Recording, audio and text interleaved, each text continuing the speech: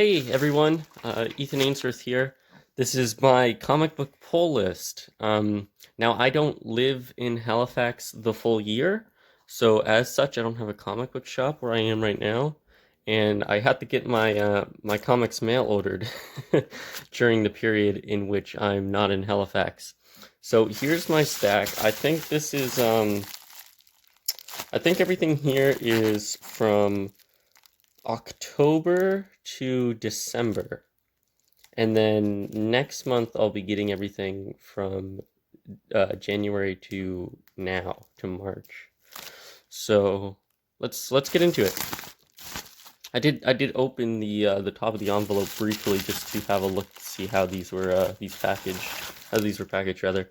Um, Mike at Monster Comics Lounge does a really good job of shipping comics such that they don't get damaged. So this is a new Batman run. I have not read any of this yet, obviously. I was reading Tom King's Batman for a little while. I really liked a lot of the stuff he did, and I really didn't like a lot of the other stuff he did. Nothing that particularly offended me, I just found it to be really boring. uh, in some issues. This is Snyder and Capullo, Last Night on Earth, Book 3. So I think this came out in December, because it got delayed for a long time. In theory, I think this is October to December. Anyway, so that's Capullo, and actually, you know what? I haven't thought it. I guess I don't want to put everything on my laptop. There we go. Ta-da! Let there be floor space. All right. Let's see. I think this is a Marvel one here. Yeah, Absolute Carnage number 4. Okay, so I'm really enjoying Absolute Carnage. I've only read the first like 80 something pages, because I haven't had all the books till now. But oh yeah, that looks awesome. So Absolute Carnage book 4. I pulled out Absolute Carnage from like September because I was gonna read. Maybe it wasn't September. Maybe I got that in August. Anyway, I pulled that out to read again to give myself a refresher, but I'm pretty sure I remember all of the important elements nonetheless. Just here's another Marvel one. Absolute Carnage number 2. A little bit out of order here. Some great artwork on these books. I really love the Stegman artwork.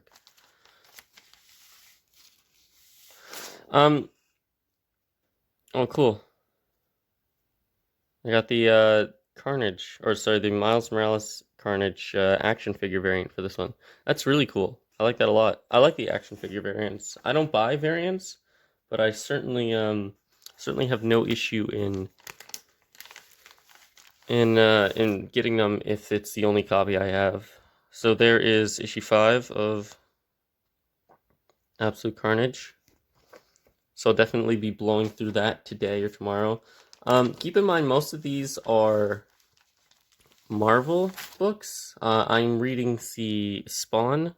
This is issue 300. I got recommended this by Nerdicane. So thank you, Nerdicane. I'll be reading this. I do have Spawn number 200 up there. So I've read Spawn before. Spawn's a character I'm definitely familiar with. I have a few issues of that book lying around. But yeah, Spawn number 300, so I've added that to my pull list.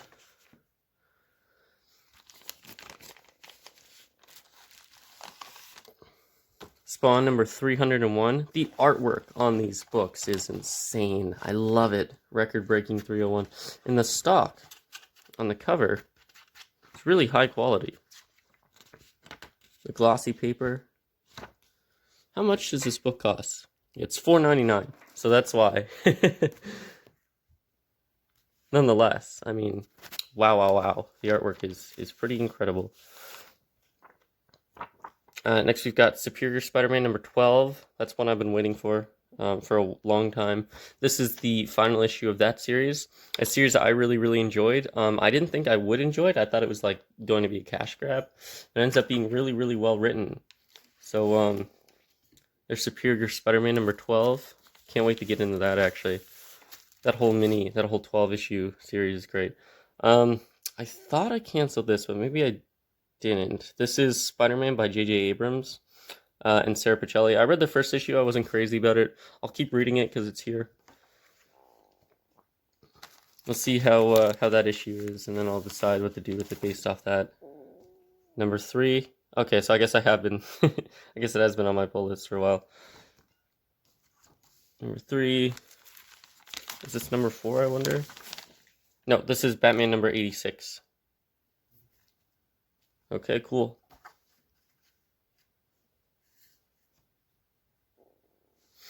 All right.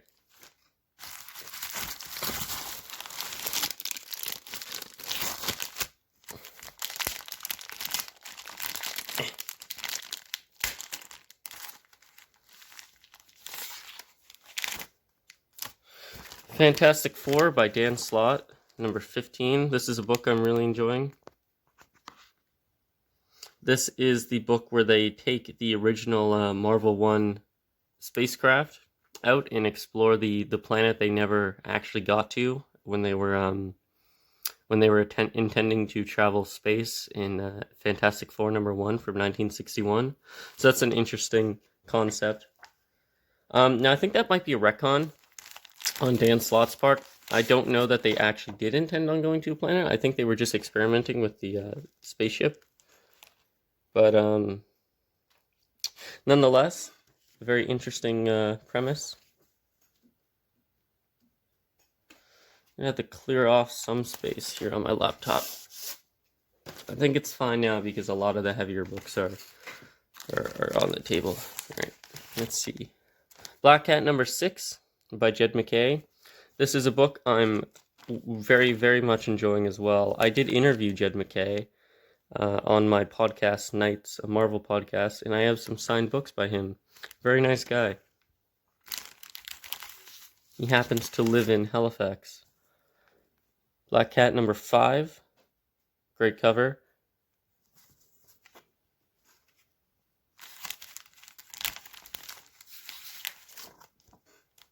Amazing Spider-Man number 31.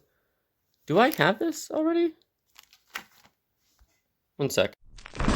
Okay, I didn't have it already. I had the issue before that. It had a similar cover, but for some reason I thought the one I had was the a Norman Osborn cover. So there's Amazing Spider-Man number 832. I tend to prefer the legacy numbering. Oh, that's a really nice cover. That's like a poster. I like that a lot. Amazing Spider-Man number 32, also known as 833. That's not New York, but it is a very nice image nonetheless. This is a 2099 crossover. I do like Spider-Man 2099 quite a lot. I intend on reading every single issue of that run, but I'm kind of sick of him being stuck in the past all the time. It seems like it's been really overplayed the last 5 or 6 years. There's a number 834.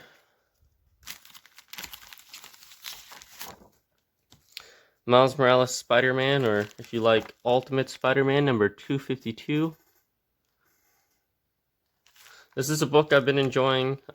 It's not groundbreaking or anything, but it's a fun and interesting read if you're curious about what's going on with the Ultimate Universe, because this does explore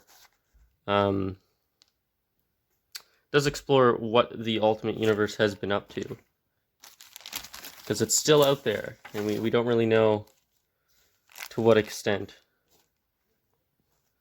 Daredevil. This is probably my favorite comic at Marvel right now. This is Daredevil by Chip Zdarsky, number 13 or 625.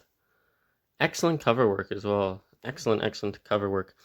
But this is just terrific. I recommend reading this. I did a review of Daredevil on my channel a few months ago, in which I called it the best book at Marvel, and I think that's probably true.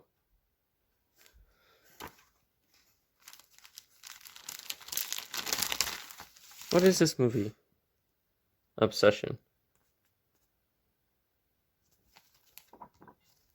Oh yeah, Venom I added to my pull list after This is Mark Bagley artwork. Holy crap! That's awesome. Mark Bagley's my favorite comic book artist. And he knows how to draw a symbiote. He's the one who originally designed Carnage. But yeah, wow. So Venom I added to my pull list fairly recently because I saw a review for an issue of Venom that took place during the Absolute Carnage story arc, and it seemed really interesting to me, so I decided to pick it up. I'm not a huge Venom fan, but seemed really interesting. This is a True Believers #1 of the Incredible Hulk. I pick up all the True Believers. Not that they'll all necessarily be in here, but they're all on my pull list. Alright, got some more Black Cat in here. That's a really nice cover. Look at that color work. I don't know if that would have been, does Campbell color all his own stuff? Because the coloring does look very samey on his artwork, which isn't a bad thing. I'm trying to figure out who the colorist is on this cover. It's probably J. Scott Campbell, but I wasn't entirely sure. Anyway, Black Cat. Love this little thing as well. Excellent series, excellent artwork. I hope the Wolverine issue of Black Cat is in here. That is the Patch issue, because he's dressed like Patch, like he was in the Claremont run of Wolverine on the cover. The other Hulks, True Believers. True Believers Hulk, Joe Fixit. I believe that's a Peter David book. Professor Hulk, another Peter David one. I love these True Believer reprints. They're great for reviews, and they're also just great value. These True Believers editions, they're $1 and they reprint like a seminal story. Well, usually it's a seminal story in Marvel history, like an important piece of Marvel past. Intelligent Hulk. There's some Alpha Flight characters there, it looks like. X-Men. Oh, wow, look at that. I believe that's John Byrne artwork. Gotta love some John Byrne X-Men. I certainly do. X-Men Apocalypse. I believe this is X Factor that's from.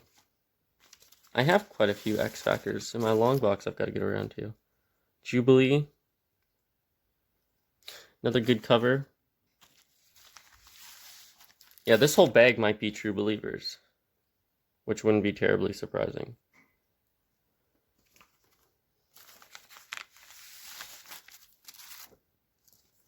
Oh, this is really cool. I might put this up on my wall. This is the Days of Future Past cover. I covered Days of Future Past on my podcast with Nerdicane, but I really love this cover, and I don't have a copy of it to put on my wall. I do have the Dark Phoenix stuff, but this I don't have, so I might put that up on my wall as well. This silly 90s art. Oh no, this isn't Rob Liefeld, is it? Oh no. Who is the artist from this book?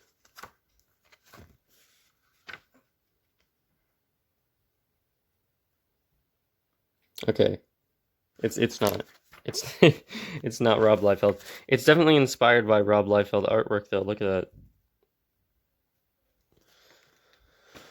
that. Another great, presumed John Byrne cover. Oh, you can't see that. Yeah, my camera loves to unfocus itself. There you go. That's another great cover. A lot of great X-Men artists. Jim Lee, John Byrne, Ethan Van Sciver. Oh, Amazing Spider-Man number 837. This is a cool cover. I haven't even seen this cover, which is weird. Usually I am at least aware of what the issue's going to look like before it comes out. Amazing Spider-Man number 836 versus Doombots. This is really cool. Doom versus Spider-Man is always something that's been cool. Doom versus anyone, really. 835. Spider-Man 2099 story arc. Is that the Christ? No, it's not. Some future tech-looking building. My desk is an absolute mess, by the way. It's just parts and pieces and whatnot. Oh my god, look at these covers! How excellent is that? How just absolutely awesome. Every time I read these books, I want to rewatch the Daredevil series. They're very much the same tone. I love these books, these Daredevil books. They'll probably be the first thing I read. Either that or Absolute Carnage, simply because I've been wanting to catch up on that. Ultimate Spider-Man, number 254. Got Ultimate Goblin. That's a great Ultimate Goblin. Now, I'm not a fan of the artist's depiction of Miles Morales. I think it's kind of lazy. It's a lazy interpretation of his design. But it's actually pretty good in this book. I'm looking at it. It looks pretty great. In previous issues, though, like the spider has been kind of bulky and not very finely detailed, which is a problem I've had because I think the costume is like an integral part of that character's overall tone and feel. But oh. Alright, let's see here.